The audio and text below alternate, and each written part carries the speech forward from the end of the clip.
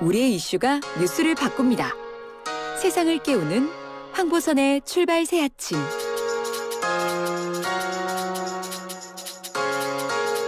네, 오늘도 출발 새 아침 만관주로 출발합니다. 이현웅 아나운서 어서 오십시오. 네, 안녕하십니까. 이현웅입니다. 첫 번째 소식 뭡니까? 네, 역시 코로나19 관련 소식 먼저 알아보겠습니다. 자, 1000명 이상 네 자릿수 확진자 수 이거 나온 게 어제 99일째였고 오늘 100일째? 예, 맞습니다. 1000명 이하로 떨어지진 않았으니까요. 예. 100일 연속 이어가게 됐습니다. 어제 오후 9시까지 나온 확진자가 1832명이 됐고요. 예. 전국 각지에서 확진자가 발생했는데 한 오늘 이제 2000명 정도 전후로 나올 것 같습니다. 네. 그래도 일주일 전 2101명보다는 조금 줄어들지 않을까 이런 기대가 있는데요. 예. 이 부분이 좀 고무적이라고 할 수 있겠습니다. 네, 백신 접종 효과가 조금씩 나타나는 것 같아요 보니까. 예. 이런 상황에서 어제 일상회복지원위원회 첫 번째 회의 열렸죠? 예, 맞습니다. 위드 코로나로의 원활한 전환을 위한 일상회복지원위원회가 어제 1차 회의를 열었는데요.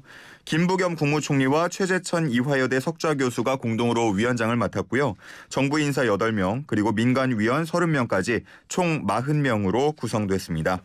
세부적으로 보면 경제 민생, 사회 문화, 자치안전, 방역의료 이렇게 4개 분과로 나눠서 논의를 진행하는데요. 분과위원회는 월 2회씩 그리고 전체위원회는 월 1회 개최를 원칙으로 하고 있습니다. 그래요. 어제 1차 회의에서 어떤 내용 논의했습니까? 우선 이번 달 말까지 단계적 일상회복을 위한 로드맵을 마련하겠다는 목표를 세웠습니다.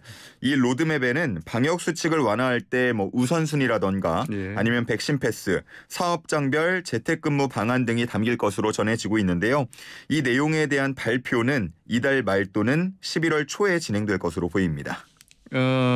한 번만 접종하면 됐던 거죠? 그 얀센 접종. 예. 이 접종자들에 대한 추가 접종 이야기도 들리던데요? 맞습니다. 얀센 백신을 접종한 뒤에 6개월에서 8개월 안에 추가 접종이 이루어지도록 그 기준을 마련한 건데요.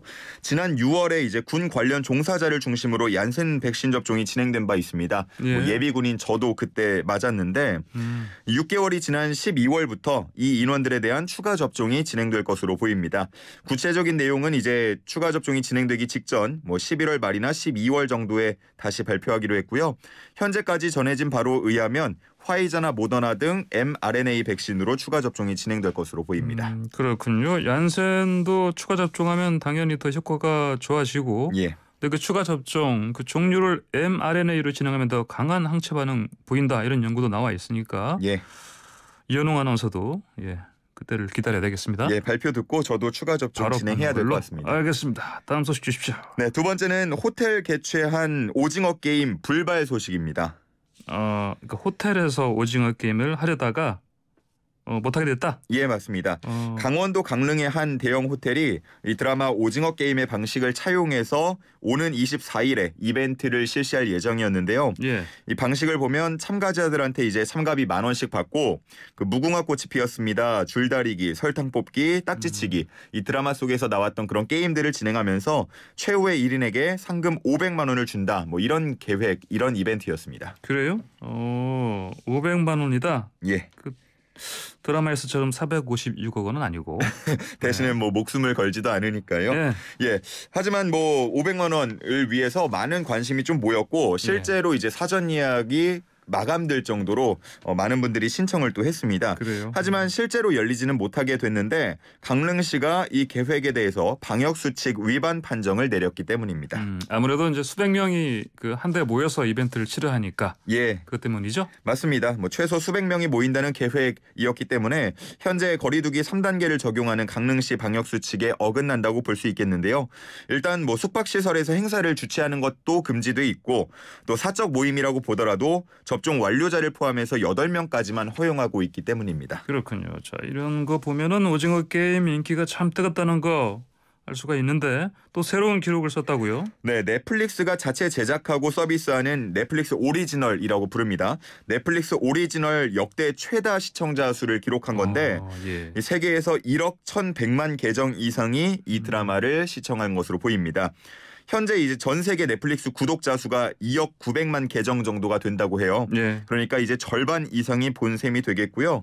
공개한 지 한 달도 채 되지 않은 이런 작품이 이런 대단한 기록을 세웠다는 게 정말 뭐 놀라울 따름입니다. 예, 어쨌든 세계가 한국 문화를 또 주목하게 되는 그런 계기가 되고 있는 것 같습니다. 다음 소식 주십시오. 네, 세 번째는 선택적 분노라고 지적받던 공부의 신 드디어 입 열다입니다. 공부의 신, 자 무슨 말을 했습니까? 예, 만관유 시간을 통해서 이제 또 한 번 이 내용 짚은 적이 있었는데 아마 예. 그때 그 백신 휴가 가셔서 다른 분이 진행을 하실 때였던 걸로 기억합니다. 그래요? 예. 네, 이제 당시 곽상도 의원 아들의 50억 퇴직금 논란이 막 불거지기 시작할 때였습니다.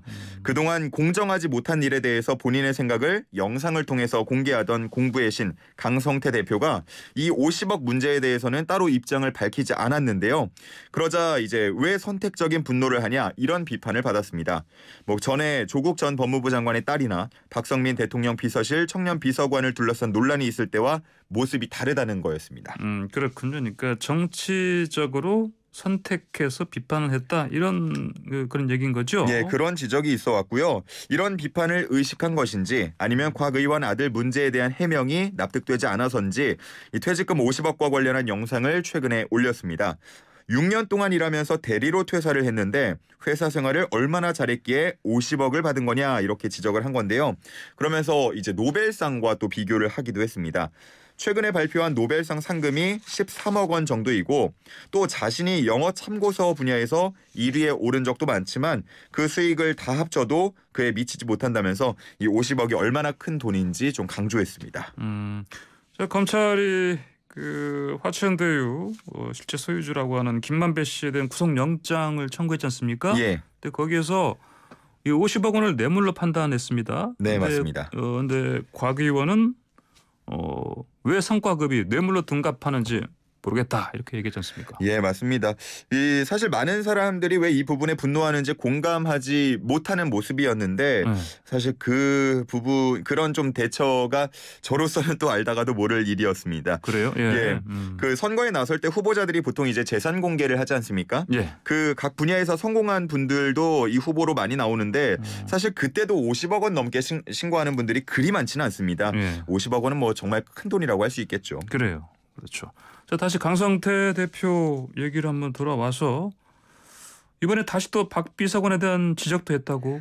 예. 그 강 대표가 이번 문제를 지적하면서 예. 다시 한번 박성민 비서관을 함께 언급을 한 건데요. 이 둘 모두 공통점이 있다면 25살에 취업을 했다라는 것이었습니다. 예. 25살에 누구는 1급 공무원이 되고 누구는 퇴사할 때 50억 원을 받는다면서 청년들이 이렇게 좋은 대우를 받는데 왜 출산율이 떨어지냐 이렇게 지적을 했습니다. 그래요. 알겠습니다.